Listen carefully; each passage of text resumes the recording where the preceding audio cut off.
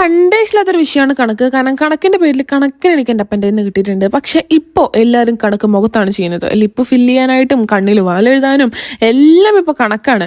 നമ്മളൊരു ട്രയാങ്കിൾ വരച്ചു കൊടുത്താൽ കണ്ണിൽ നല്ല അടിപൊളിയായിട്ട് വാലെഴുതാന്നൊരു ഹാക്ക് ഞാൻ കണ്ടു. അപ്പോൾ അതൊന്ന് ട്രൈ ചെയ്ത് നോക്കാമെന്ന് വിചാരിച്ചു.